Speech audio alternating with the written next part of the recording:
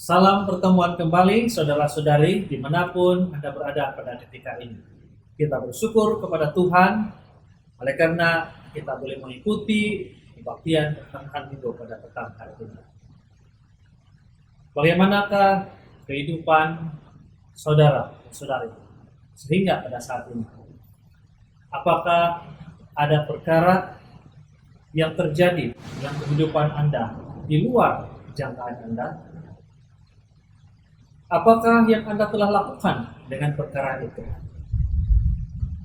Apakah kita pernah mencapai pada satu tahap di mana kita tidak punya idea bagaimana berhadapan dengan kehidupan yang tidak dijangka ini? Malam ini dan beberapa minggu yang seterusnya, kita akan membincangkan tentang topik kehidupan. Melihat kehidupan dari pandangan Allah. Mari kita mulai kebaktian kita pada petang hari ini dengan doa. Ya Tuhan, Bapa kami dalam kerajaan sorga, kami bersyukur kepadamu oleh karena kesempatan yang baik untuk dengar firman Tuhan. Biarlah Roh Kudus terus menguasai hati dan pikiran kami, sehingga kami boleh mengerti pelajaran yang kami sama-sama nikmati pada malam ini. Dalam nama Yesus kami berdoa. Amin. Semakin lama kita tinggal di dalam dunia ini, semakin ramai yang merasa bosan. Oleh karena kita tidak ada pemahaman dan fokus yang jelas bagaimana menjalani kehidupan yang ada pada sekarang ini.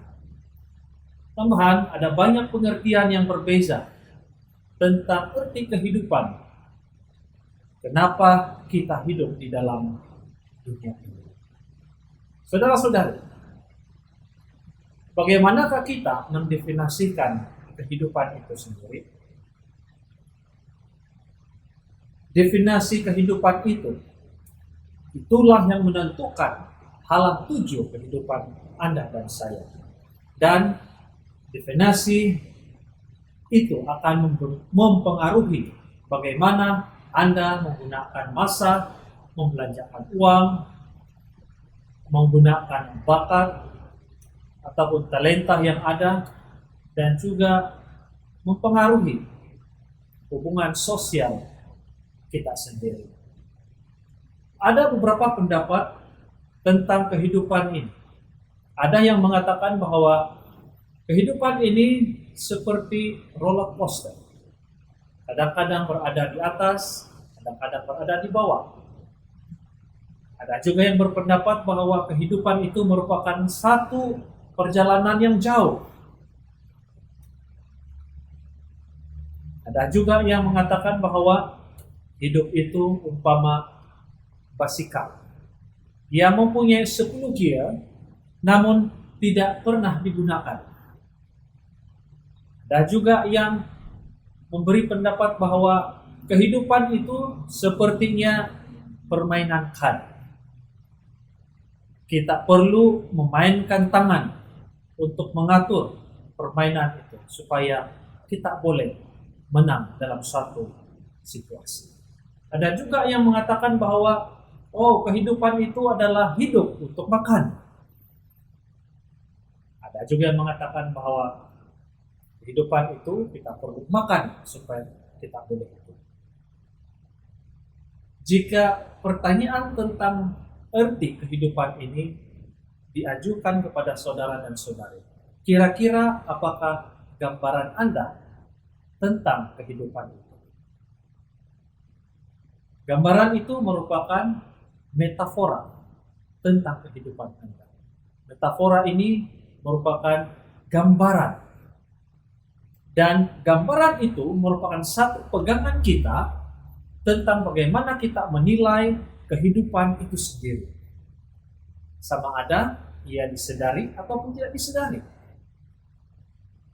Ia adalah perihal Anda tentang cara kehidupan kerja Anda, cara kita melakukan sesuatu, dan apa yang kita harapkan daripada apa yang kita lakukan. Orang sering meluahkan gambaran kehidupan atau metafora kehidupan dalam bentuk yang berbeza.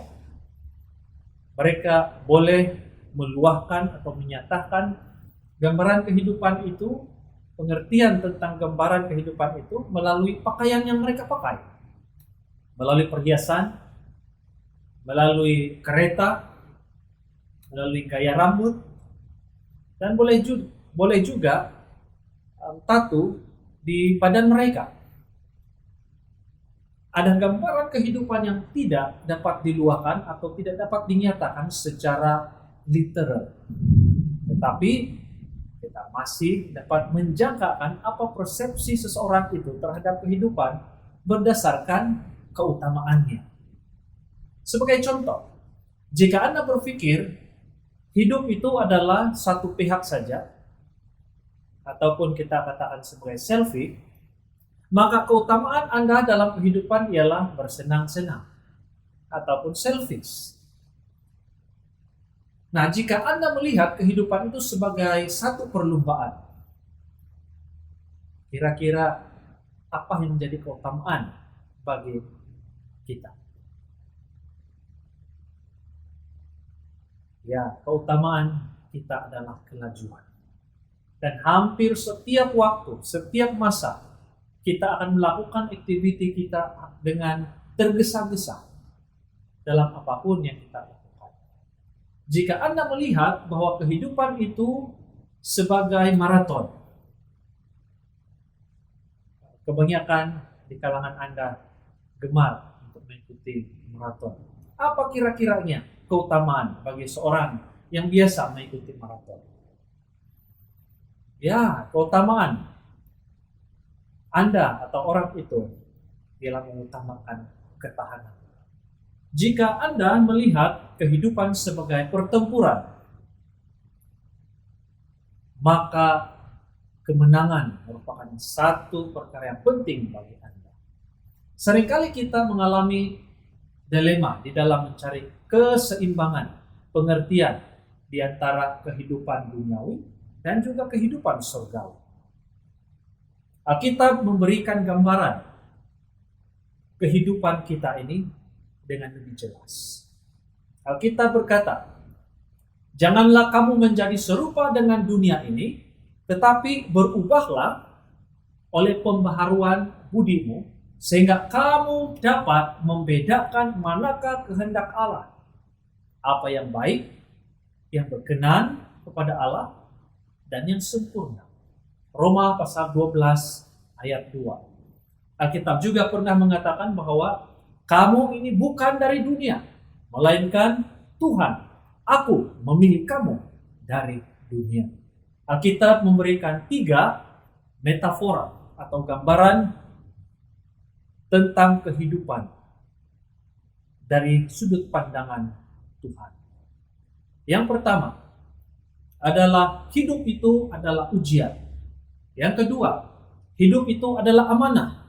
Dan yang ketiga, hidup itu adalah tugasan sementara. Hal ini merupakan asas kepada kehidupan yang didorong oleh tujuan. Kita akan membincangkan satu persatu topik ini. Dan pada malam ini, kita akan membincangkan bahagian yang pertama, yaitu hidup adalah ujian. Kehidupan di dalam dunia ini merupakan ujian. Siapa di kalangan saudara dan saudari suka dengan ujian? Allah membenarkan terjadinya ujian di dalam kehidupan kita semata-mata untuk tabiat kita, semata-mata untuk iman kita, semata-mata untuk kebaikan ketaatan kita, semata-mata untuk kasih sayang kita, semata-mata untuk integriti dan juga kesetiaan kita. Hal ujian, kalau kita lihat di dalam Alkitab, disebut sebanyak 200 kali. Dan ini menunjukkan bahwa ujian di dalam kehidupan kita akan senantiasa terjadi. Adam dan Hawa, mereka mengalami ujian di Taman Eden. Namun malangnya, mereka telah gagal. Abraham juga diuji dengan menyerahkan anak kesayangannya kepada Tuhan. Dan kita mendapati bahwa Abraham telah lulus di dalam ujian tersebut. Yakub juga diuji dengan terpaksa bekerja selama 14 tahun untuk mendapatkan Rahel sebagai istrinya.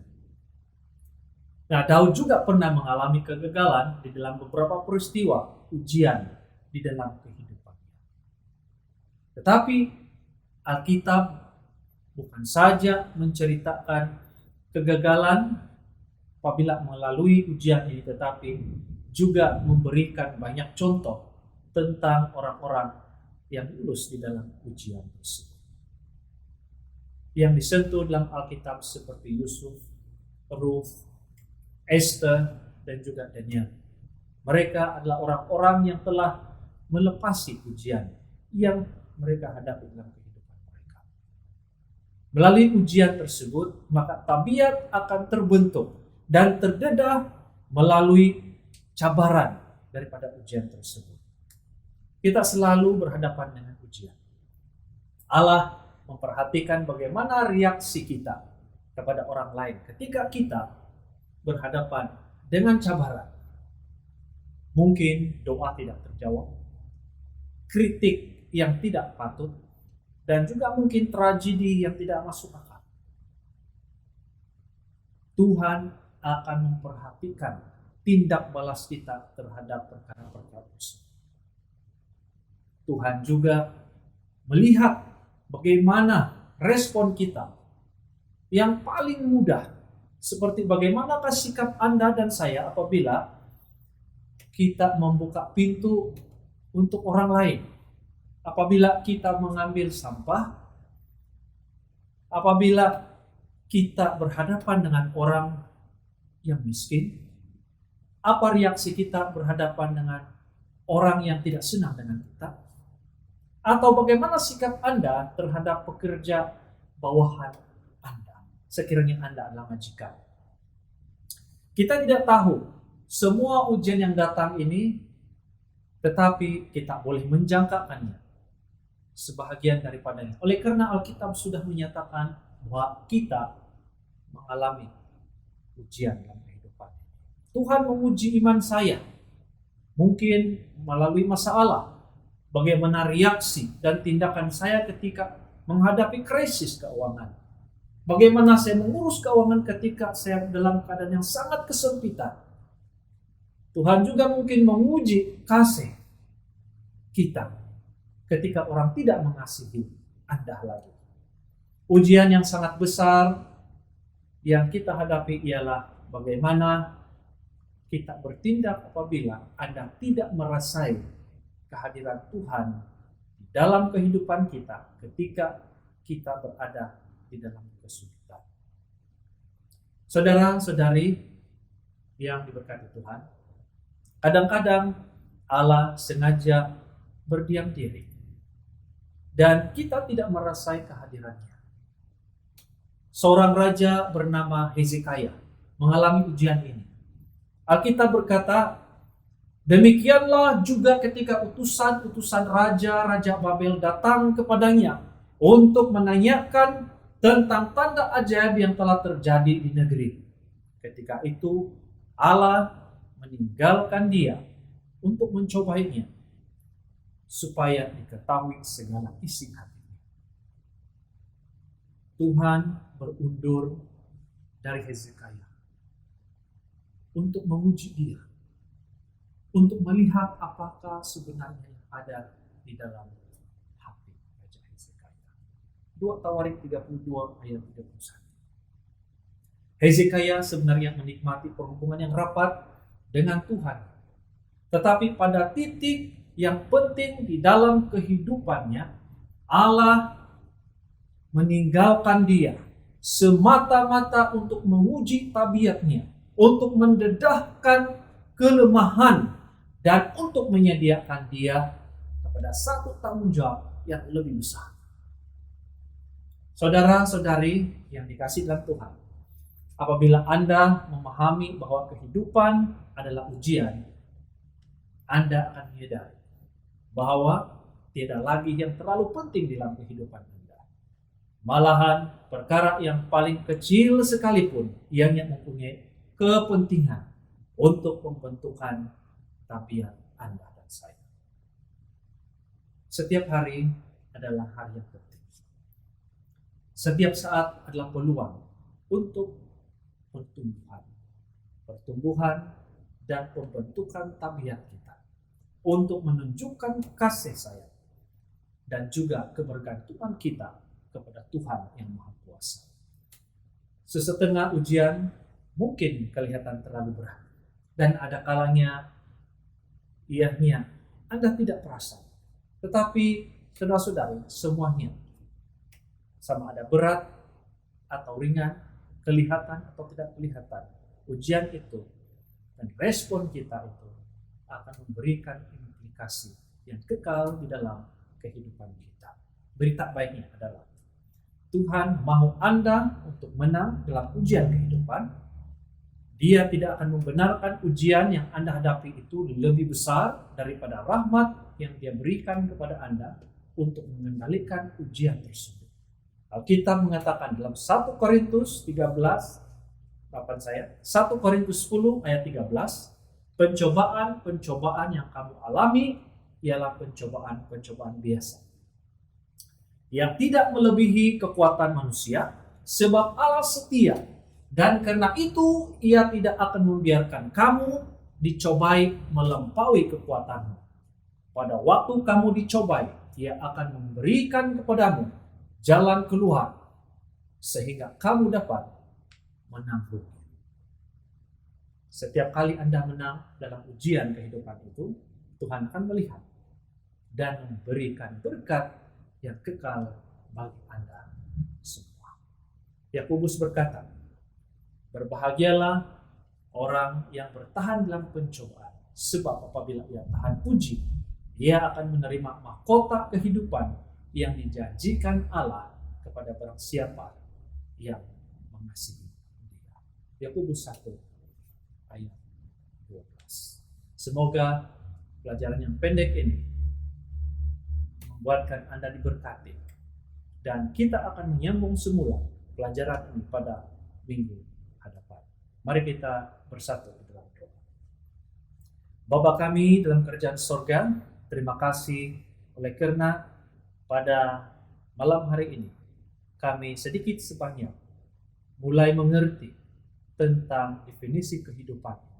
Kehidupan yang kami jalani di dalam dunia ini menurut Alkitab merupakan ujian, di mana kami perlu berhadapan dengan ujian dalam kehidupan ini demi pembentukan tabiat kami, demi pembentukan percaya kami kepadamu.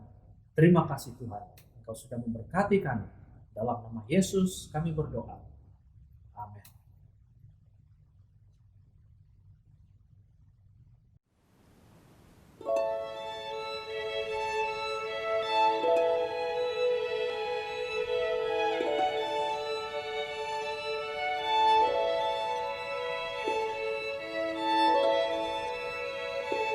Lord, we pray thy will be done.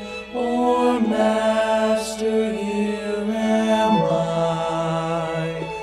We pray you do a mighty work, that to the flesh we die. And when the answer comes to us in form of trial and test,